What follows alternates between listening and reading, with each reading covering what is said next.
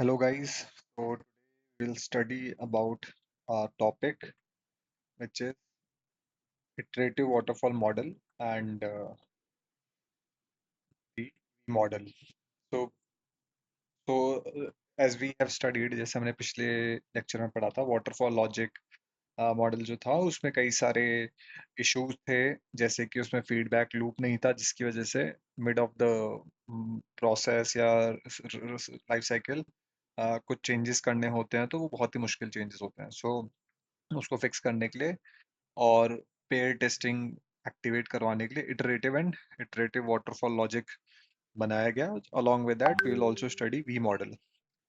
So just a quick recap कि हमने सबसे पहले क्या पढ़ा और सबसे बड़ा जो इशू था वाटरफॉल में वो क्या था। द प्रॉब्लम जो मेन थी वाटरफॉल क्लासिकल वाटरफॉल मॉडल में कि उसमें कोई फीडबैक पाथ नहीं होता था।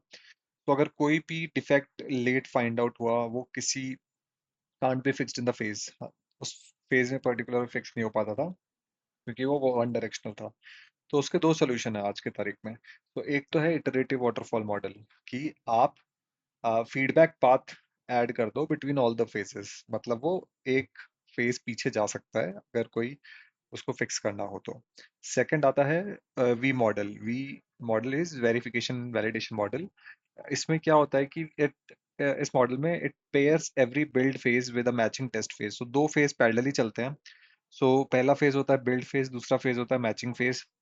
सो जो दोनों फेजेस होते हैं उसके जो भी प्रोसेसेस होते हैं वो पैरेलली चलते हैं। तो सबसे पहला मॉडल हम लोग स्टडी करेंगे आज, iterative waterfall model.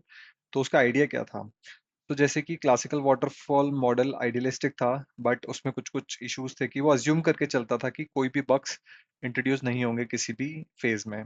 But in reality defects आना ऑलमोस्ट एवरी फेज में इनएविटेबल थे, हमेशा आते ही आते थे। तो जितना वो लेट डिटेक्ट होते हैं उतना ही उसको फिक्स करने में कॉस्टिंग ज़्यादा लगती है हमारी।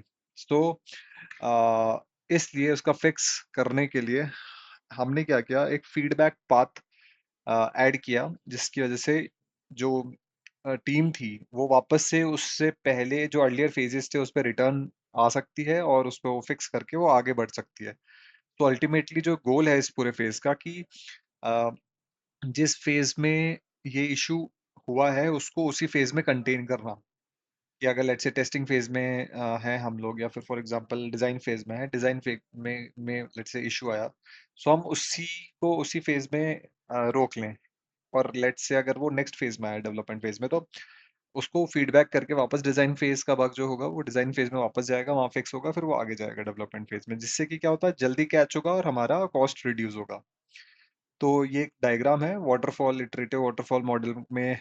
ये होता है जैसे कि प्रीवियसली आपने देखा होगा कि एक स्ट्रेट लाइन होती थी from feasibility study to maintenance, but यहाँ पे फीडबैक वापस से अपोजिट डायरेक्शन में जाता है जिससे कि सारे के सारे बैकवर्ड कंपैटिबल होते हैं।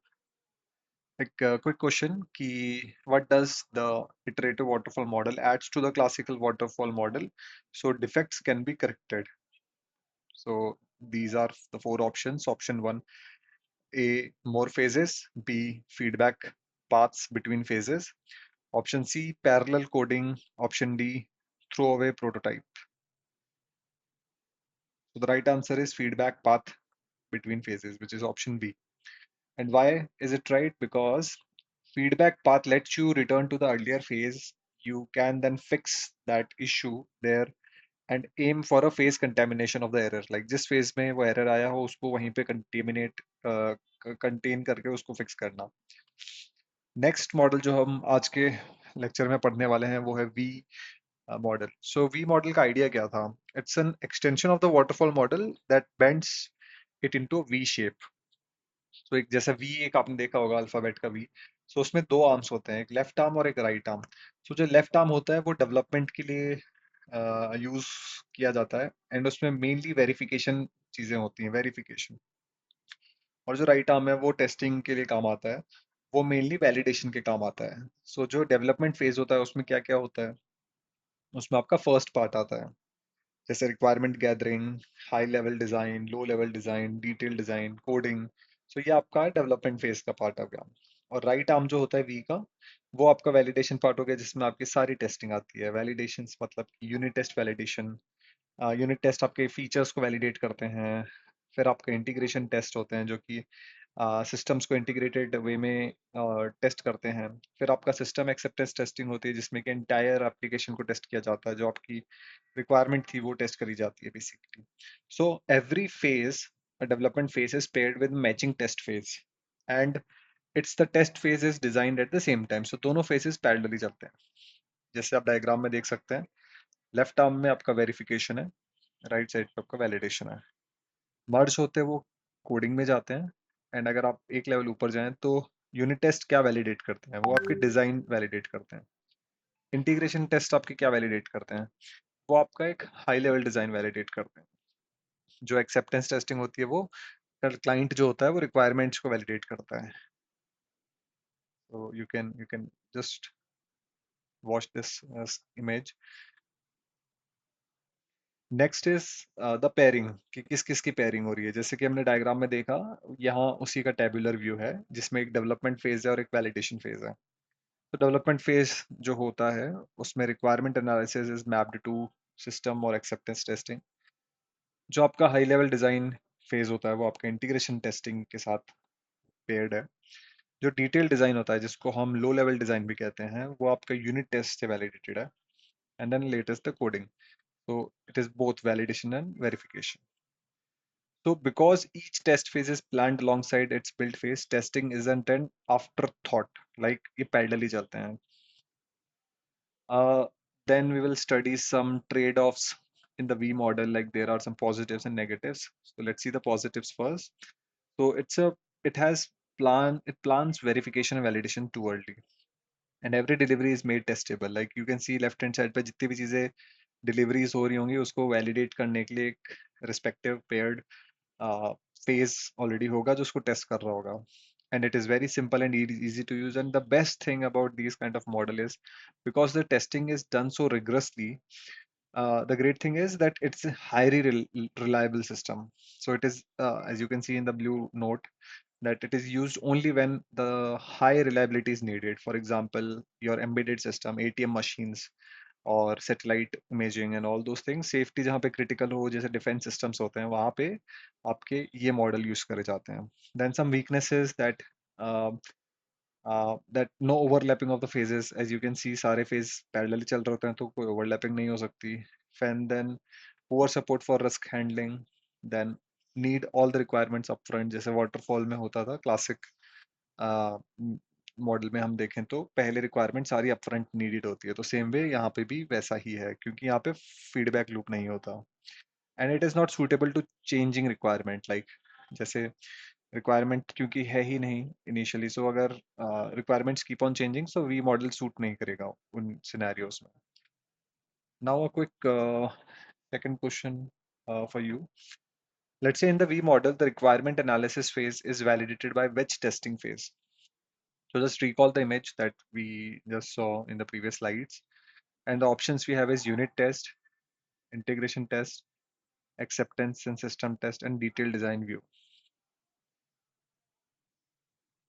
So requirement analysis is tested via your option C, system acceptance test. And bottom is also in the bottom in the green box. I've also put on a pairing of each phases.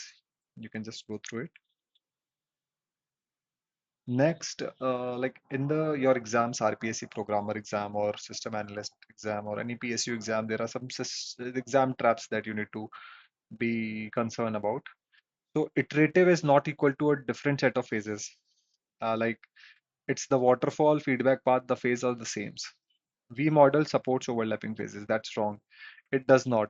That's a listed weakness. V model doesn't supports overlapping phases. Wrong V model pairing. Like sometimes, like you have to recall these mapping. If mapped wrongly, it becomes a wrong V model pairing. And one more last thing, that V model doesn't handles the change of requirements on the fly. So it is the weakness of that. Now here is a quick recap a quick glance of what we studied so far. You just go through these 5 points, and if you recall, if you can memorize them, it would be then you will nail in the exam for sure. So this is our sixth lecture, and before moving ahead with the next lecture, I just wanted to make a quick question for you all to practice. So let's say you have to draw a V model and show which testing phase validates each development phase. And why is it called a verification and validation model? You also have to tell that. So you can answer this question in the comment section and I will pin the best one out there. So thank you so much. Next lecture, we will go through the prototyping and evolutionary model. Thank you so much.